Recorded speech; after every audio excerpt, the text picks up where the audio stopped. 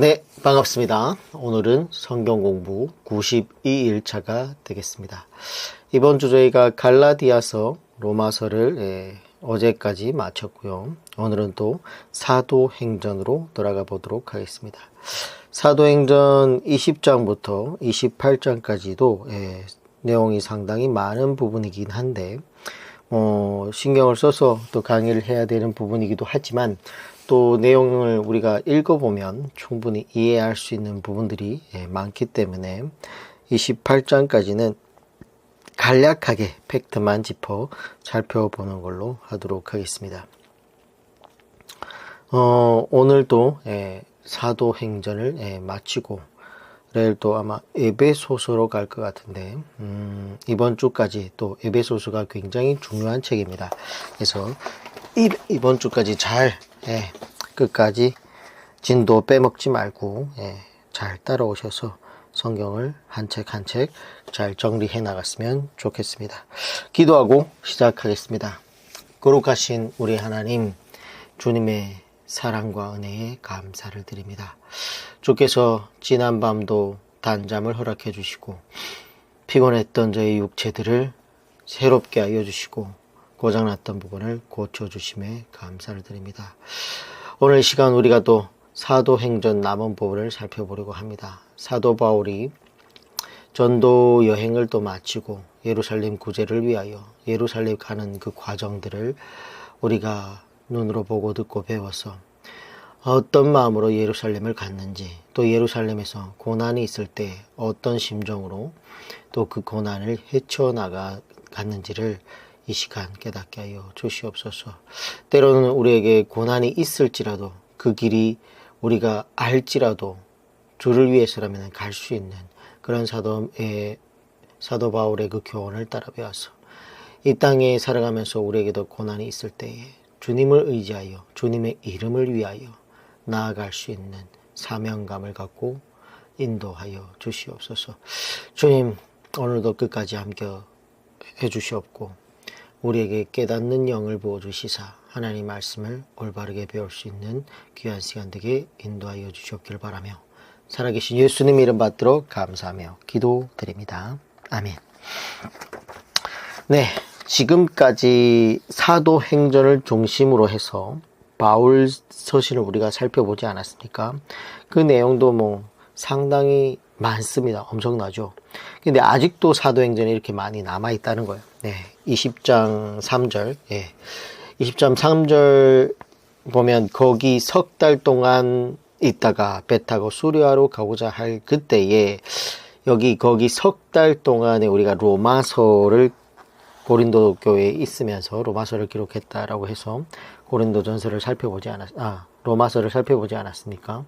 근데 아직까지 이 뒤에 나오는 에베소서, 빌립보서, 골로새서, 빌레모서, 디모데전 후서, 디도서, 야고보서, 베드로전 후서, 요한 1, 2, 3서 다 중요한 책입니다.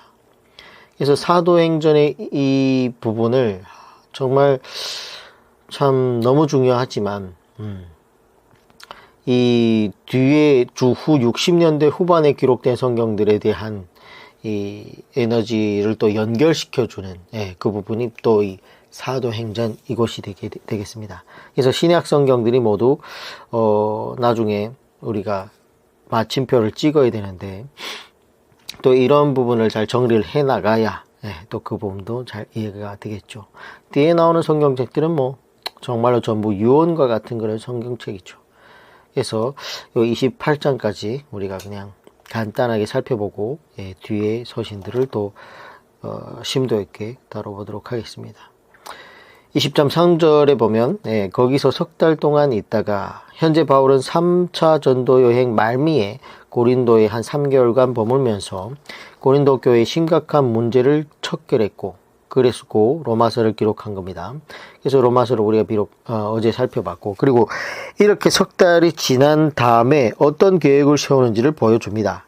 배 타고 수리아로 가고자 할 그때에 수리아는 수리아령을 말하는데 이는 경북금이라고 할 때 경북의 이런 뜻입니다. 그런 개념의 말이에요. 그러니까 이 수리아로 가고자 한다는 말은 예루살렘으로 가려고 한다는 뜻이에요. 예. 근데 유대인들이 자기를 죽이려고 하기 때문에 배를 타고 가지 못하고, 원래 계획은 배를 타고 예루살렘으로 갈 계획이었어요. 근데 항구에 가보니까 유대인들이 자기를 죽이려고 공모하고 있다는 첩보를 접수하게 됐던 거죠. 그래서 해상로를 포기하고 마케도냐로 올라가게 됩니다. 그래서 데살로니가 빌립보를 거쳐서 가게 되는 거죠. 20장 6절. 우리는 무교절 후에 빌립보에서 배로 떠나 닷새만에 들어와 있는 그들에게 가서 이레를 머무니라.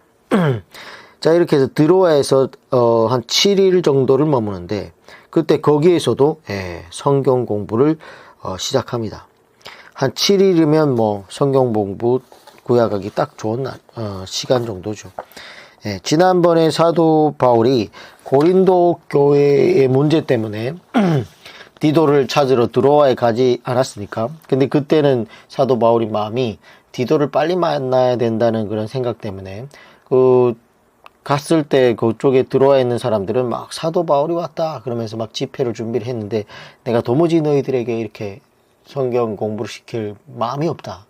지금은 그럴 여유가 없다. 이러면서 바로 디도를 만나러 갔는데, 그래서 고린도 교회 문제 때문에 정신이 없어가지고 디도를 만나기 위해서 마게도냐로 건너가 버린 적이 있었죠.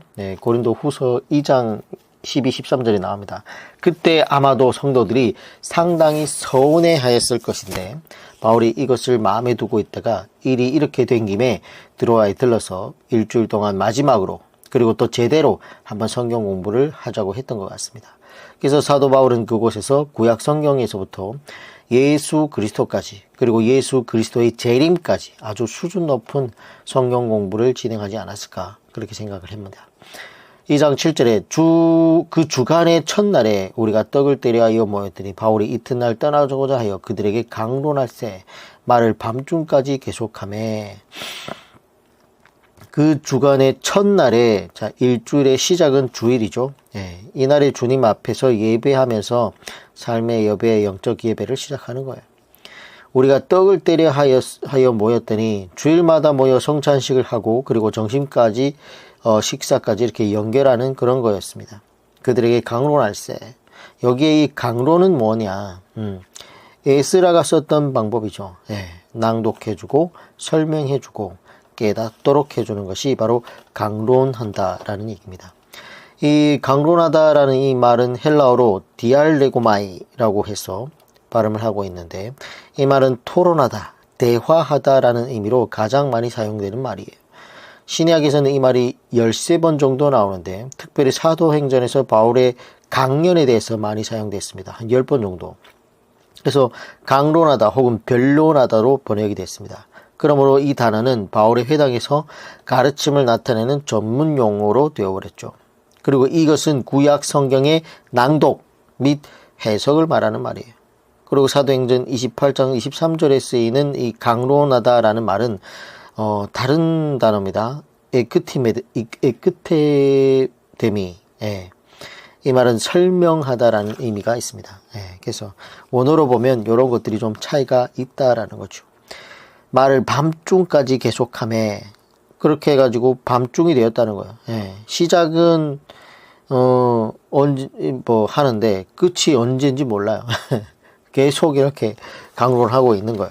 20장 9절 유두고라 하는 청년이 창에 걸터 앉아있다가 깊이 졸더니 바울이 강론하기를 더 오래하며 졸음을 이기지 못해서 3층에서 떨어지거늘 이렇게 보니 죽었던지라.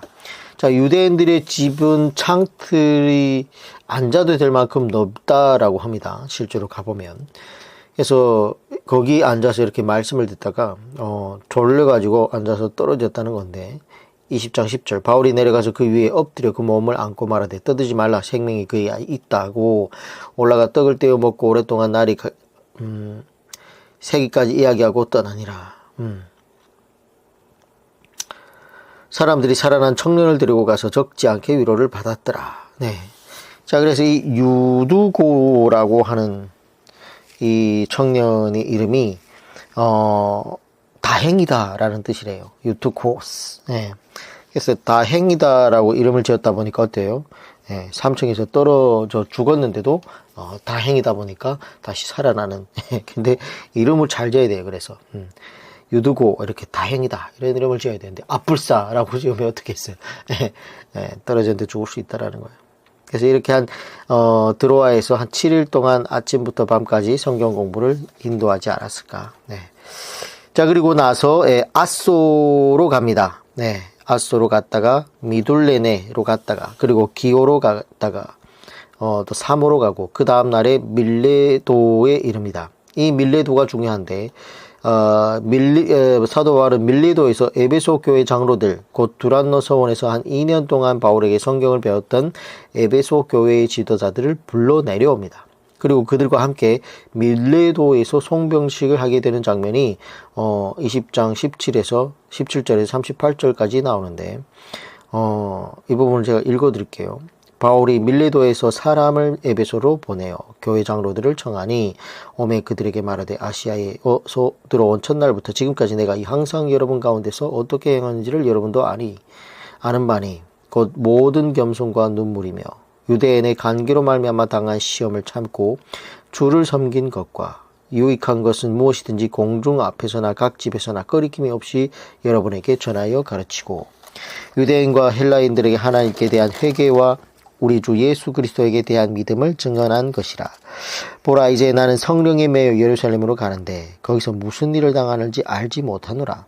오직 성령이 각 성에서 내게 증언하여 결박과 환난이 나를 기다린다 하시나 내가 달려갈 길과 주 예수께 받은 사명 곧 하나님의 은혜의 복음을 증언하는 일을 마치려 하면은 나의 생명조차 조금도 귀한 것으로 여기지 아니하노라. 보라, 내가 여러분 중에 왕래하며 하나님의 나라를 전파하였으나 이제는 여러분이 다 내 얼굴을 다시 보지 못할 줄 아노라. 20장 26절입니다. 그러므로 오늘 여러분에게 증언하거니와 모든 사람의 피에 대하여 내가 깨끗하니 이는 내가 꺼리지 않고 하나님의 뜻을 따라 여러분에게 전하였음이니라. 여러분은 자기를 위하여 또 온 양떼를 위하여 삼가 성령이 그들 가운데 여러분을 감독자로 삼고 하나님이 자기 피로 사신 교회를 보살피게 하셨느니라.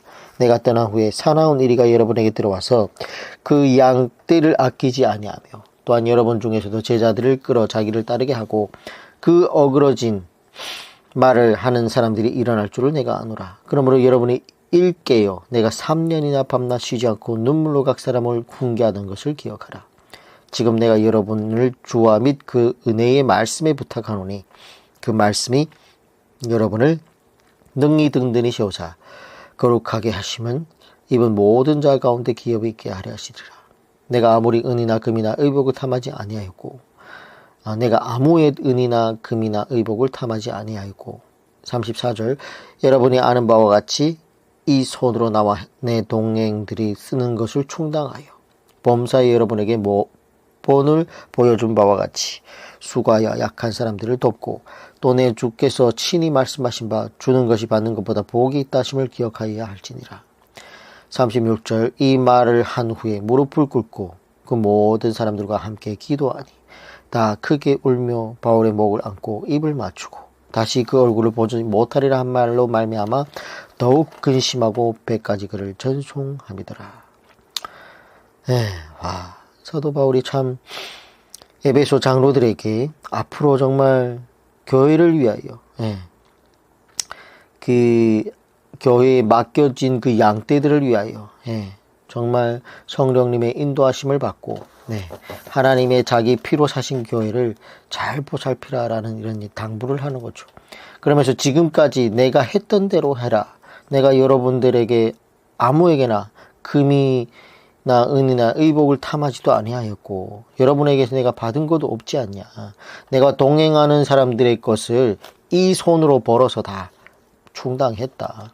그래서 여러분이 나에게 이런 모범을 본 것처럼 정말 여러분들도 수고하여 약한 사람들을 도와주고 정말 꽁꽁 챙기려고 하지 말고 받으려고 하지 말고 주는 사람이 되라. 이런 걸 이렇게 얘기하고 있습니다. 그러면서 참 이젠 다시는 보지 못할 거다 라면서 정말 각 성에 갈 때마다 사울이 기도를 하면 네가 예루살렘에 가면 결박과 환난이 너를 기다린다라는 얘기를 바울이 알았어요, 몰랐어요? 알고 있다라는 거예요. 그러면서도 뭐예요? 자신이 달려갈 길과 주 예수께 받은 사명 곧 하나님의 은혜의 복음을 증언하는 일을 마치려 하면은 자신의 생명조차 조금도 귀한 것으로 여기지 않는다. 이런 고백을 합니다. 야, 참 대단하신 분이시죠. 아름다운 헤어짐입니다. 그리고 이런 모습이 참 우리를 감명 깊게 하는 거죠. 그래서 이런 모습이 정말 사도 바울이 얼마나 그들을 아끼고 그리고 그들도 또 사도 바울을 얼마나 믿고 의지하는지 이런 모습을 볼 수 있습니다. 자, 사도행전 21장부터 28장까지도 내용이 상당히 많습니다. 21장 21절에 보면 그런 사도 바울이 이제 그들을 작별하고 우리가 그들을 작별하고 배를 타고 바로 고스로 갔다라는 거예요. 고스로 갔다가 이제 지역명이 쭉쭉 나오는데 형광색 편으로 색칠하면 좋습니다. 고스로 가서 그 이튿날 또 로도에 가서 또 거기서부터 또 바다라로 갔다라는 거예요. 3절에 보면 두로로 갔다. 그리고 7절을 보면 두로를 떠나 항해를 마치고 돌르마이로 갔다. 8절에 이튿날에 또 가이사에 또 갔다라는 얘기가 나오죠. 13절에 보면 거기에 있는 또 어떤 처녀가 사도 바울을 예루살렘은 가지 마세요. 예언을 했다는 거죠. 유대로부터 어떤 사람들이 내려와 가지고 결박하는 그런 일이 있다. 이방인의 손에 넘겨주리라고 한다. 이런 예언을 했더니 바울이 13절에 대답을 하는데 여러분이 어찌하여 울어 내 마음을 상하게 하느냐. 나는 주 예수의 이름을 위하여 결박당할 뿐 아니라 예루살렘에서도 죽을 것도 각오했다. 14절 그가 고람을 받지 아니하므로 우리가 주의 뜻대로 이루어지지라 하고 그쳤노라. 때로는 환난과 고난이 있다는 걸 미리 알면서도 가야 되는 길이 있다라는 거예요. 성령님이 사도 바울에게 걱정하죠. 네가 거기 가면 고난을 당할 거야. 주의 일이라고 할지라도 고난 받는 거를 걱정한다는 거예요. 성령님도. 그래서 이렇게 성령님을 통해서 예언하는 자를 통해서 거기 가면 안 됩니다. 이렇게 야 가지 않는 게 어떻겠니? 이렇게 권하지만 그래도 끝까지 자기 할 길과 사명을 위해서 정말 목숨까지 이렇게 내놓는 것을 볼 수 있습니다. 사도 바울도 자꾸만 이렇게 얘기를 하니까 걱정이 되죠. 그런데도 끝까지 자기 갈 길을 가는 이런 일을 합니다. 그래서 때로는 또 이렇게 한두 번 권면을 했는데 그의 사명 때문에 간다고 하면 주님의 뜻대로 되기를 원하나이다 하고 맞춰야 됩니다. 계속해서 이렇게 붙잡는 것도 안 좋은 일이라는 거예요. 자, 17절 예루살렘에 이르러 예루살렘에 도착합니다. 드디어 18절 이튿날 바울이 우리와 함께 야고보에게로 들어가니 장로들도 다 있더라. 자, 예루살렘에 도착해서 뭐예요? 야고보 장로에게 또 들어가는 거예요. 야고보를 꼭 만나고 야고보에게 선교 보고를 하고 있는 바울 사도의 모습을 볼 수 있죠. 근데 여기서 보면 바울이 무난하고 하나님이 자기의 사역으로 말미암아 이방 가운데서 하신 일을 낱낱이 보고를 하죠.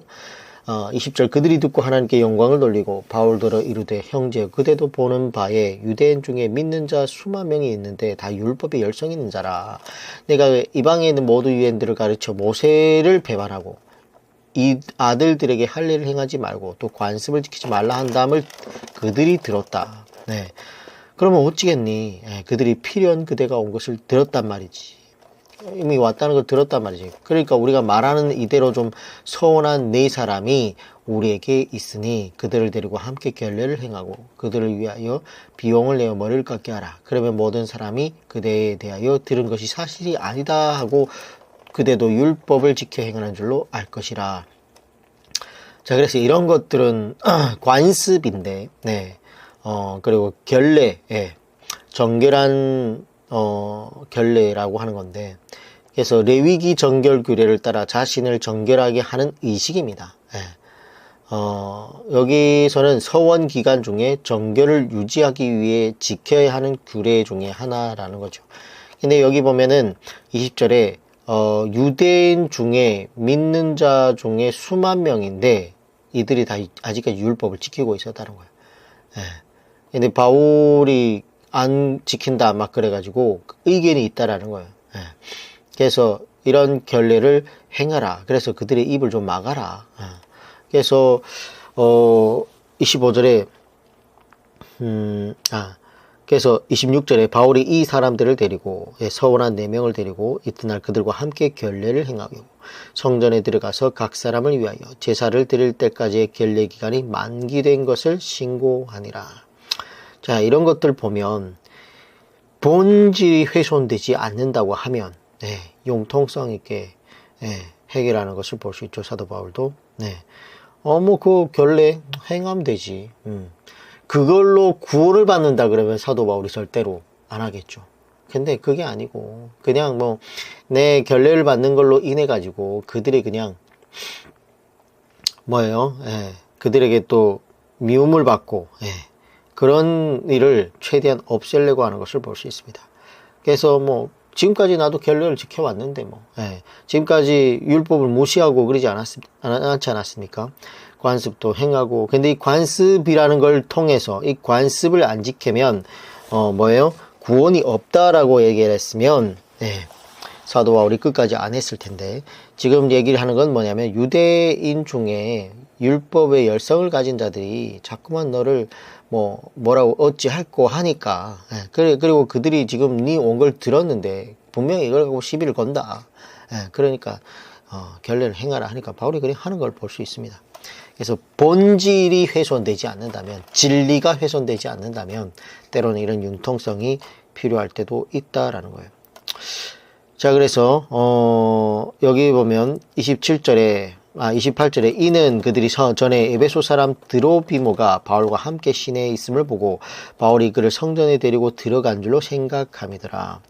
자, 무슨 얘기냐면 결례 기간이 끝나고 나서 여기 28절에 보면 이스라엘 사람들아 도우라, 이 사람은 각처에서 우리 백성과 율법과 이것을 비방하여 모든 사람을 가르치는 자인데 또 헬라인이 데리고 성전에 들어가서 이 거룩한 것을 더럽혔다 하니, 증거하기를 이 성전에 들어가서 더럽혔다라고 하는데 이거는 팩트가 아니고 밑에 보면 그냥 헬라인과 그냥 바울이 그냥 함께 있었는데 그냥 데리고 들어가지 않았는데 들어간 줄로 생각하고 지금 얘기를 하고 있다라는 거예요. 그래가지고 소동이 일어나가지고 바울을 잡아 성전 밖으로 끌고 나가고 이런 일이 벌어집니다. 34절, 무리 가운데 어떤 이는 이런 말로 어떤 이는 저런 말로 소리치거늘 천부장이 소동으로 말미암아 진상을 알 수 없어. 그러니까 어떤 각기 자기 하고 싶은 말을 하는 거예요. 정확한 팩트가 없다라는 거예요. 증거도 없으면서 어떻게든 그냥 선동해가지고 이게 사탄의 방법이죠. 자, 22절, 그러다 보니까 바울이 어쩔 수 없게 또 자기를 변명하게 되는데 22장 7절 보면 내가 땅에 엎드려져 들으니 소리내어 이르되 사울아 사울아 내가 왜 나를 박해하느냐 하시거늘. 그러니까 사울이 예전에 자기가 예수님을 어떻게 만나는지를 또 변명하는 그런 장면이 나오죠. 8절 내가 대답하여 주님 누구시나이까. 여기다 밑줄 치고 형광펜으로 색칠해 놓으면 좋습니다. 이르시되 나는 내가 박해하는 나사렛 예수라. 질문을 잘해야 된다 그랬죠. 주 예수 그리스도가 누구인지 이만큼 큰 위대한 질문이 없다라고 했습니다. 예수 그리스도가 누구신지 그것을 아는 것이 우리 인생에서 가장 값진 일이죠. 그래서 이런 질문을 딱 하니까 예수님이 뭐래요? 나는 내가 박해하는 나사렛 예수라. 그때 예수님을 박해하지 않았지 않습니까? 예수님이 이미 부활승천했는데, 근데 예수님을 믿는 자들을 박해하는 것을 예수님은 뭐예요? 자신을 박해한다라고 이렇게 느끼고 있다라는 거예요. 그래서 9절 나와 함께 있는 사람들이 빛은 보면서도 나에게 말씀하신 이 소리는 듣지 못하더라. 사도 바울만 들었다는 거예요. 그러니까 10절 내가 이르되 주님 무엇을 하리이까? 이게 중요하다는 거예요. 두 번째, 예수 그리스도가 구원자인 것을 이제 알았어. 그러면 이제 나는 어떻게 살 것인가? 전에 우리 이 두 부분을 했었습니다. 주님이 누구신지, 그리고 그 주님이 누구신지를 알았다면 나는 이제 어떻게 살 것인지. 이 두 질문만큼 위대한 질문이 없죠. 네. 그랬더니 뭐예요? 일어나 다메섹으로 들어가라. 내가 해야 할 모든 것을 거기서 누가 이르리라 하시거늘. 주님께서 직접 알려줄 수 있잖아요. 너 앞으로 이렇게 이방인들에게 사도가 되고 어디 가서 할 수 있다. 근데 이런 것들도 알려줄 수 있지만 사람의 손을 통해서 사람을 통해서 깨닫게 하는 것을 볼 수 있습니다. 네, 그래서 뭐 직통계시로 오늘날 하나님과 예언을 받는다는 사람들 생각해 봐야 됩니다. 예언은 없다니까. 이제는 성경 66권이 다 기록된 이후로는 하나님 직접 깨닫게 해주는 건 별로 없습니다. 말씀을 통해서, 말씀을 가르치는 자를 통해서 깨닫게 해주시지, 오늘날은 어디 가서 누구를 만나라, 이런 음성을 준다? 글쎄. 자, 22장 22절입니다. 이 말하는 것까지 그들이 듣다가, 사도 바울이 이렇게 변명을 쭉 했는데 그 말을 다 들었다는 얘기죠. 이 말하는 것까지 듣다가 21절까지가 그러니까 변명이 아니라 뭐라 그래야 되죠? 자기를 증거하는 거죠. 그런데 그것까지 다 들었는데 22절에 이 말하는 것까지 그들이 듣다가 소리질러 이르되 이러한 자는 세상에서 없애버리자 살려둘 자가 아니라 하여. 이런 게 바로 선동입니다. 선동. 옆에다가 사탄의 선동이라고 적어놓으면 좋겠습니다. 예수님을 만난 것까지 다 얘기를 했는데, 그리고 아나니아를 만나가지고 자기 눈에서 비늘이 벗겨지고 이런 걸 다 들었는데, 그래서 나중에 21절 그 위에 바로 보면 나더러 또 이르되 떠나가라 내가 너를 멀리 이방인에게 보내라 해가지고, 그래서 이방인에게 자기가 지금 전도를 하고 이렇게 돌아왔다라는 것까지 다 설명했는데, 그런 걸 다 들어도 죽여버리자가 결론이에요. 죽여버리자가. 이런 것들이 사탄이 얼마나 죽여버리고 싶겠어요. 바울을. 바울이 가는 곳마다 교회가 세워지니까. 그래서 막 선동을 하니까 또 그 소리에 선동된 사람들이 떠들며 옷을 벗어 던지고 23절에 티끌을 공중에 날리니 이러면서 막 또 선동이 일어나는 거죠.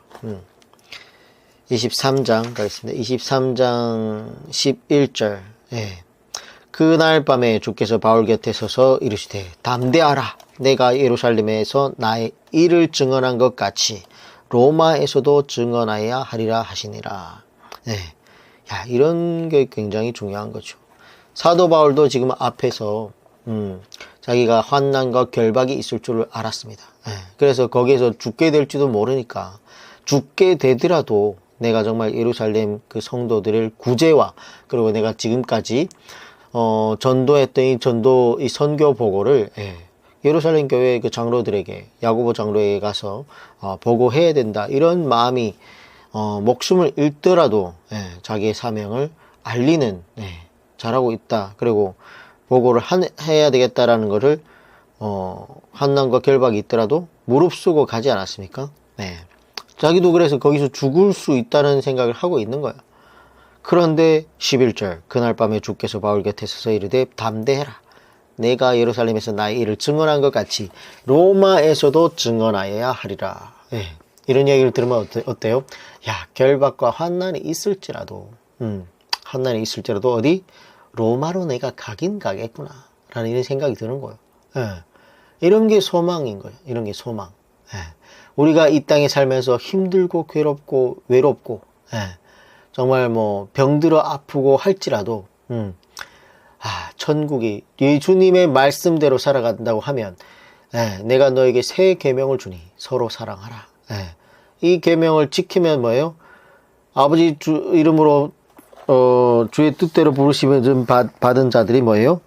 서로 사랑하고 하나님을 사랑하고 이러면 뭐예요? 우리가 사랑하는 예수님 품에 돌아가게 되겠구나. 하나님 품에 우리가 안기게 되겠구나 라는 이런 소망이 있지 않습니까? 약속이 그거 아닙니까? 천국에 갈 거다. 그 약속이 이거랑 똑같다는 거예요. 내가 비록 이 땅에서 이렇게 힘들게 살고 있을지라도 내가 정말 영원 무궁한 사랑이 넘치는 그 하나님 품에 안겨 살 날이 있겠구나. 이런 소망이 있는 거예요. 예, 그래서 우리가 이 땅에서 그렇게 살아가는 거죠. 힘을 내면서 주의 일을 하면서. 근데 12절에 날이 새매 유대인들이 당을 지어 맹세하되 바울을 죽이기 전에는 먹지도 아니하고 마시지도 아니하겠다 하고 이런 게 중요한 거예요. 예. 사탄은 뭐예요? 당을 지어서 어떻게든 한 사람을 죽이려고. 예. 교회 안에서 당을 짓는 일, 예. 사탄이 선동하는 겁니다. 예. 만약 오늘 지금 내가 교회의 문제 때문에 당을 지어 있다 생각해 볼 필요가 있습니다. 자, 24장으로 가겠습니다. 닷새 후에 대제사장 아나니아가 어떤 장로들과 한 변호사 더블로와 함께 내려와서 총독 앞에서 바울을 고발하니라. 뭐라고 고발을 하냐면 5절에 보면 우리가 보니 이 사람은 전염병 같은 자라. 천하에 흩어진 유대인들을 다 소유하게 하는 자요. 예, 나사렛 이단의 우두머리라. 예, 고발하는 게 뭐예요? 전염병 같다라는 거예요. 사도 바울이 얼마나 가는 데마다 전염병 같이 복음이 퍼지는지 정말 놀랍지 않습니까? 전염병 같이 무섭게 퍼지고 있다는 거예요. 네. 근데 유대인들이 보기에는 나사렛 예수님의 이단의 우두머리, 그걸 전하는 사람인데, 그게 지금 그 복음이 전염병 같이 지금 퍼져가고 있다라는 얘기입니다. 자, 그리고 15절, 그들이 기다리는 바 하나님께 향한 소망을 나도 가졌으니, 곧 의인과 악인의 부활이 있으리라 함이니이다. 자, 이런 구절만 봐도 예수님을 믿는 자도 부활을 하고 악인도 부활을 한다 안 한다? 악인들도 부활을 합니다. 악인들도 부활을 해서 그 부활한 몸을 입고 부활체를 입고 결국 지옥에 간다는 얘기예요. 부활체를 입고 하나님의 심판대에 선다라는 거예요.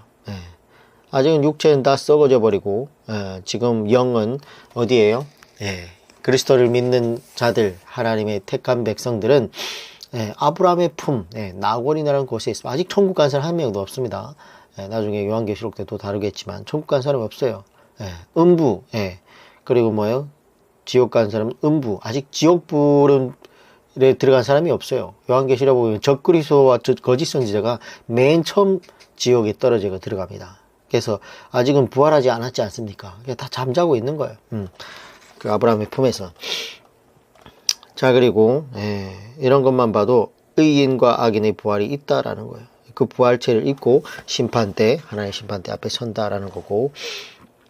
자, 25장 7절. 그가 나오매 예루살렘에서 내려온 유대인들이 둘러서서 여러 가지 중대한 사건으로 고발하되 능히 증거를 대지 못한지라. 고발은 하는데 횡설수설하는 거예요. 정확한 팩트가 없는 거예요. 증거를 대지 못한다라는 거예요. 근데 증거를 대지도 못하는데도 불구하고 9절에 보면 베스도가 유대인의 마음을 얻고자 하여 바울더러 묻되 내가 예루살렘에 올라가서 이 사건에 대하여 내 앞에 신문을 받으려느냐. 무슨 얘기예요? 증거도 없는데 지금 딱 보니까 요 베스도가 유대인의 마음을 얻고자 지금 바울을 지금 신문하겠다는 거예요. 참 이런 것도 거의 다 사단이 사람의 그런 마음을 이용하고 있는 거죠. 자, 26장, 26장으로 가겠습니다. 아그리빠가 바울에게 이르되 너를 위하여 말하기를 내가 허락하노라 하니 이에 바울이 손을 들어 변명하되 아그리빠 왕이여 하면서 지금까지도 고발하는 사람들이 있다 보니까 또 변명할 수밖에 없는데 지금 보면 14절에 우리가 다 땅에 엎드려짐에 뭐예요? 또 지금 예수님을 만났던 얘기를 또 합니다. 사울아 사울아 내가 어찌하여 나를 박해하느냐.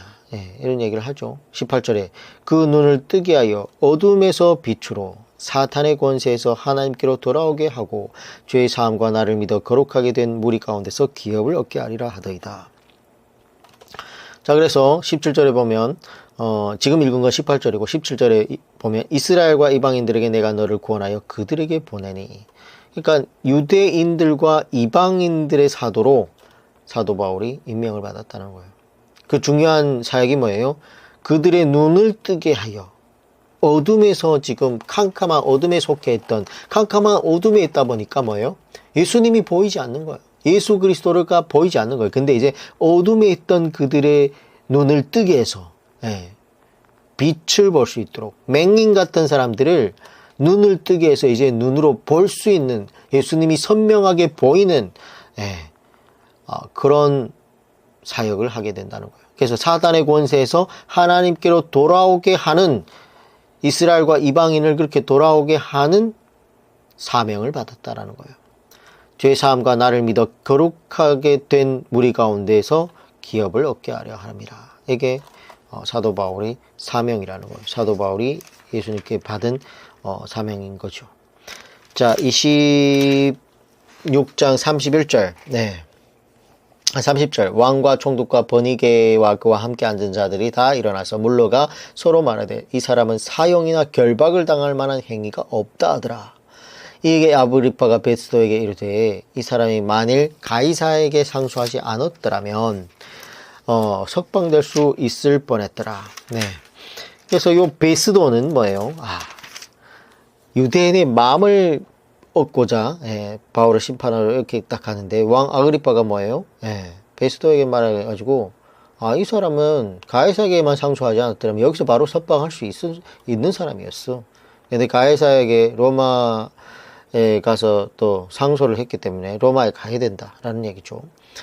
자, 그래서 이 27장에 보면 이제 이탈리아 로 가게 됩니다. 이탈리아로 가기로 작정됨에 바울과 다른 대주 몇 사람은 아구스도 대의 백부장 율리오라는 사람에게 맡겨졌다라는 거죠. 그래서 이탈리아로 갔다가 로마로 결국 가게 되는데, 3절에 이튿날 시돈에 되니 시돈에 도착했습니다. 5절에 무라시에 도착했습니다. 그래서 쭉쭉 이래 가는데 배가 일단 더디 갔다는 거예요. 더디. 7절에 배가 더디가 여러 날 만에 간신히 니도 맞은편에 이르러 풍세가 허락하지 아니하므로 살몬의 앞을 지나 그레데 해안으로 바람막이로 항해하여 또 그레데로 가게 됩니다. 14절에 얼마 안 되어 섬 가운데로부터 유라굴로라는 광풍이 불었다는 거죠. 유라굴로라고 하는 광풍이 오늘날로 말하면 뭐 매미 이런 광풍, 이런 태풍이 불었다라는 거예요. 근데 문제는 그 태풍 부는 바다 한가운데 이렇게 있었다는 거죠. 15절 배가 밀려 바람을 맞춰 갈 수 없어 가는 대로 두고 쫓겨다가 어떻게 바람이 막 너무 부니까 할 수 없는 거예요.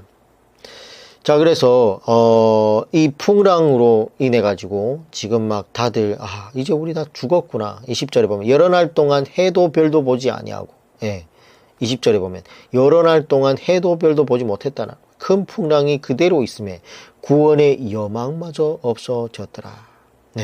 그러니까 바울도 너무 두려웠겠죠. 근데 이때 또 주의 천사가 나와가지고 바울에게 얘기를 했다라는 거예요. 24절에 보면 바울아 두려워하지 말라. 내가 가이사 앞에 서야 하겠고 또 하나님께서 너와 함께 항해하는 자를 다 내게 주셨다 하셨으니. 이런 말을 딱 들으니까 또 바울도 걱정했었네. 구원의 소망마저 없구나 라고 했는데 주의 천사가 딱 와서 두려워하지 말라 하니까, 왜 두려워하지 말라 그래요? 두려워하니까. 바울도 지금 이 광풍을 보고 나서 해도 별도 수일 동안 보지 못하니까 여기서 꼼짝없이 또 죽게 되겠구나 이런 심정을 가지고 있는데 두려워했다라는 거예요. 그러니까 뭐예요? 천사가 나와서 두려워하지 말라라고 하는 거예요. 내가 가이사 앞에 서야 하겠고, 그러니까 뭐예요? 이제 바울이 비록 해도 별도 빛도 보지 못하고 이렇게 광풍 안에 있을지라도, 배가 파선이 될지라도, 바다 꼭대기로 가든 바다 밑으로 가든 상관없이 내가 로마는 가는 길은 가는구나. 이런 게 소망이라는 거야. 우리도 그런 겁니다. 이 생을 살면서 이 땅에서 참 환난과 어려움과 결박이 있을지라도 아까도 얘기했지만 내가 구원의 방주 교회에 있다 보면 힘든 고난과 결박과 십자가가 있을지라도 결국 뭐예요? 천국은 가긴 가겠구나.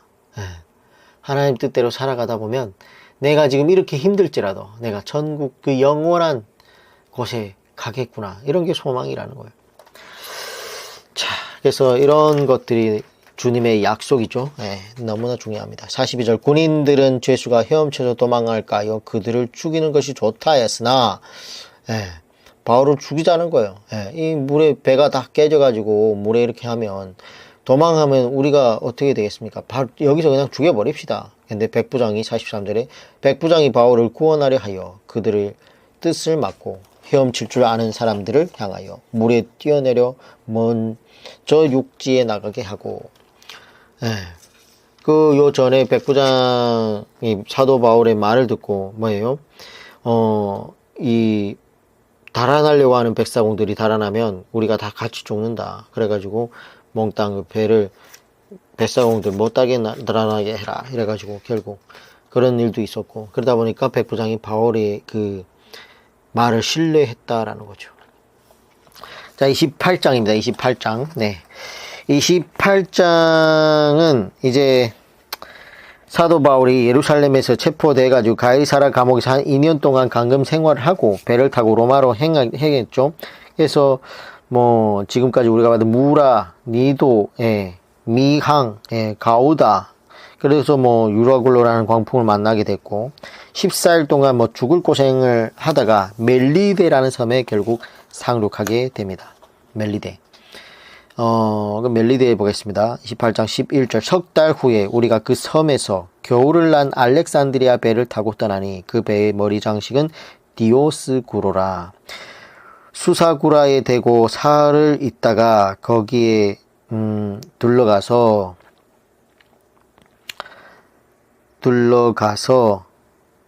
레기온에 이르러 하루를 지내 후 남풍이 일어남으로 이튿날 보디올에 이르러 거기서 형제들을 만나 그들을 청함을 받아 이래를 함께 먹으니 그래서 우리는 이와 같이 로마로 가니라.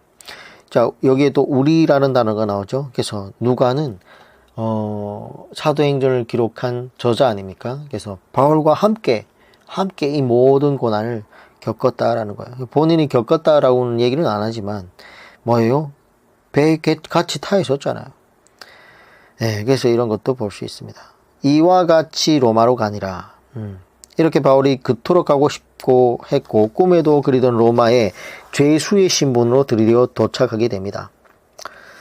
사도행전 가이사라에서 이제 로마까지 6개월 이상 이렇게 사도행전을 보면 걸리는 것을 볼 수 있어요. 이렇게 죄수의 신분으로 6개월 이상 로마에 거쳐가지고 로마에 도착하게 된 거죠. 6개월 이상 걸려서. 근데 그에게 큰 힘이 된 일이 있었습니다. 28장 15절에 보면 그곳에 형제들이 우리 소식을 듣고 아비오 광장과 트레이스 타베르네까지 맞으러 오니 바울이 그들을 보고 하나님께 감사하고 담대한 마음을 얻으니라. 자, 어떻게 로마 교회 성도들이 바울의 소식을 듣고 영접하러 온 거예요.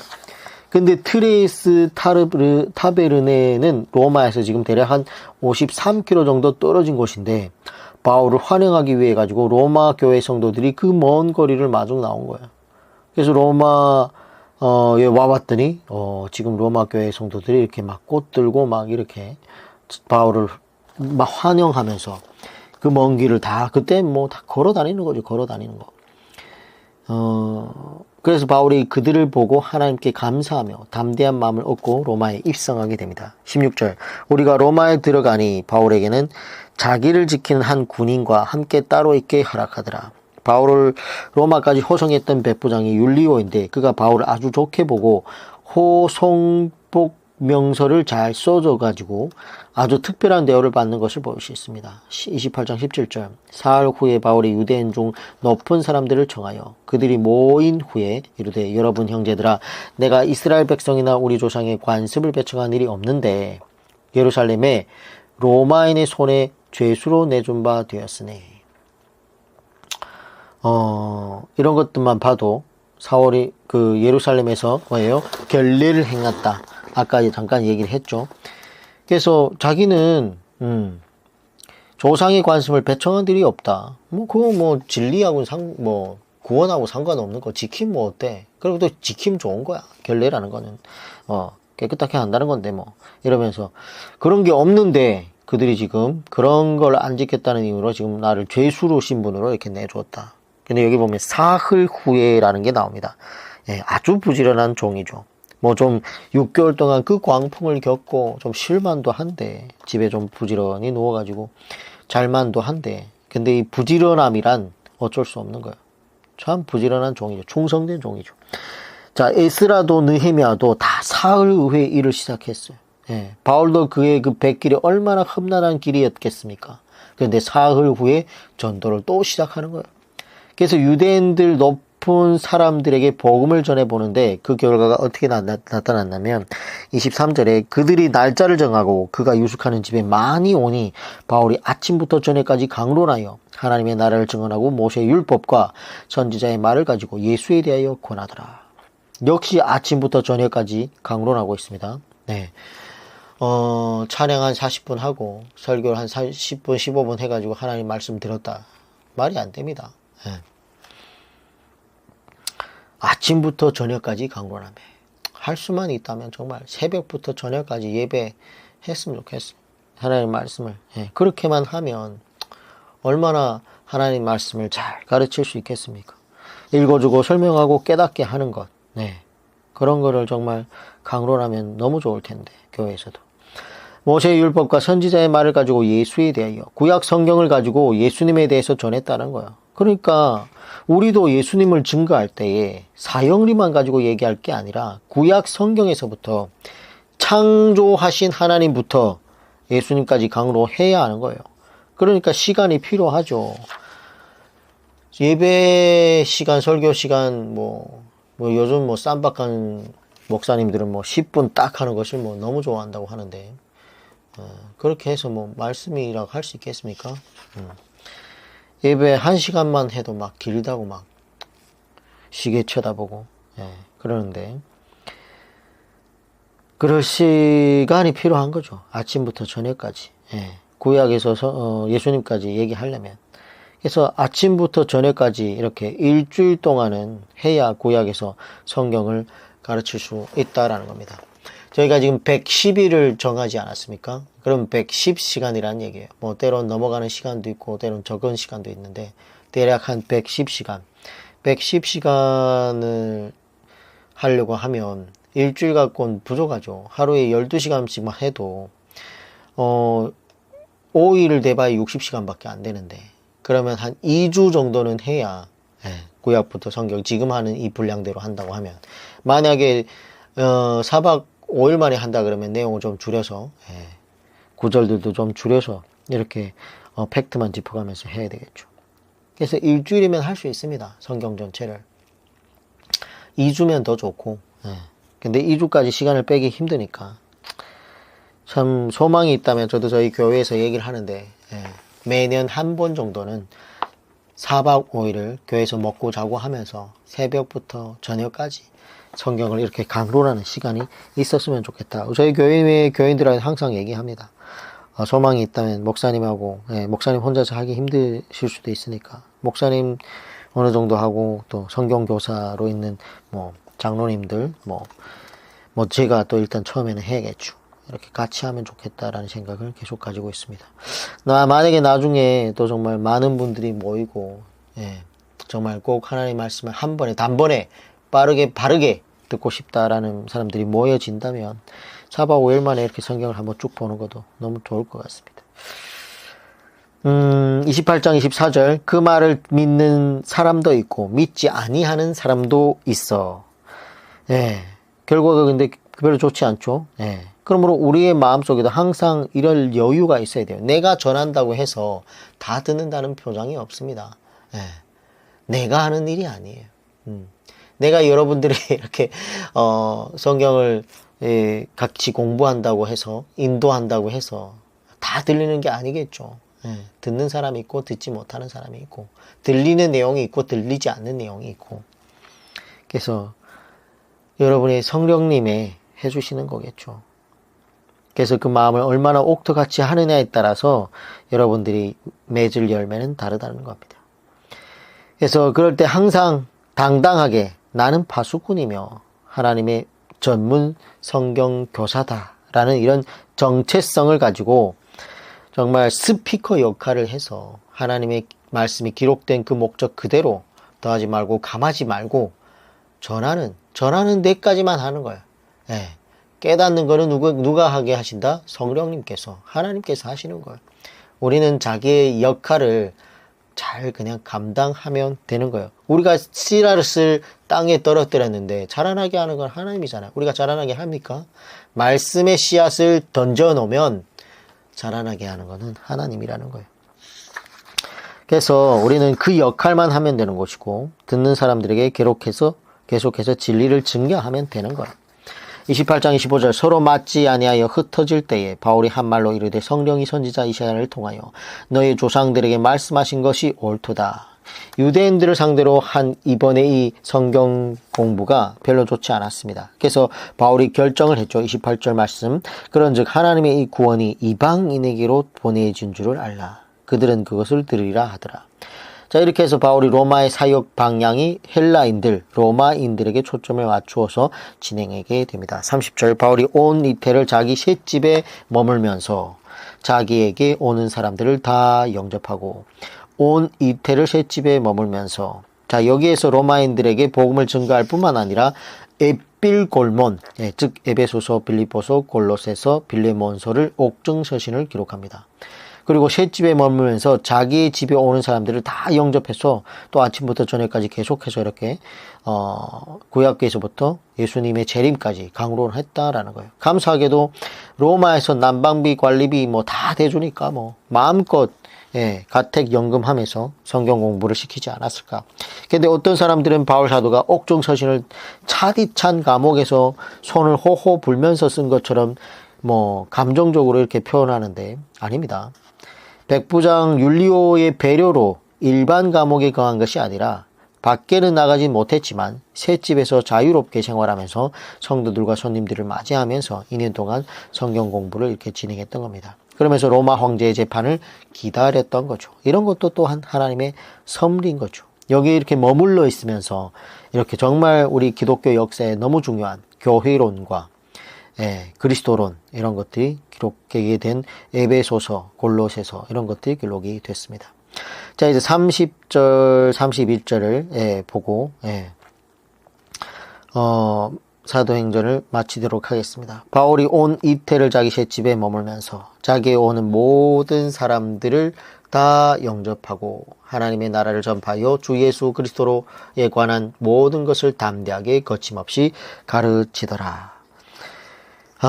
어떤 상황이나 사람의 고의를 상관하지 아니하고 오직 하나님의 진리 증거의 사명에 붙잡혀서 최선을 다하면서 하나님의 나라를 확장하고 하나님의 뜻을, 하나님의 말씀을 이루어드리는 사도 바울의 이 아름다운 모습을 볼 수 있습니다. 우리도 세상 나라에 집중하는 메시지를 증거하지 말고 바울 사도같이 하나님의 나라의 소망을 두고 하나님의 나라에 집중하는 설교를 해야 된다는 거예요. 그리고 주 예수에 대한 모든 것을 담대하게 거침없이 가르쳐야 된다는 거예요. 우리도 그러한 그의 모습을 본봐야 되는 그런 정말 중요한 분량의 책이기도 하죠. 그리고 사도행전은 28장까지 쓰고 마치 중단된 것처럼 되어야 되는데 아닙니다.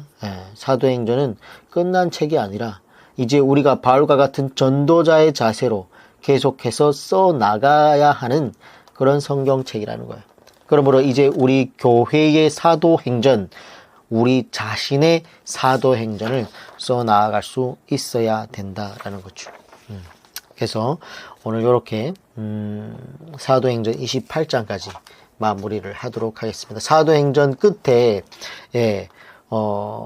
에베소로 간다라고 해석하고 적어놓고 신약성경 310페이지라고 적어놓도록 하겠습니다. 자, 이렇게 사도행전을 마치고 내일 에베소서를 가도록 하겠습니다. 에베소서 너무 중요합니다. 그래서 사도행전 진도 잘 따라와서 내일 에베소서를 같이 살펴보도록 하겠습니다. 수고했습니다. 내일 뵙겠습니다.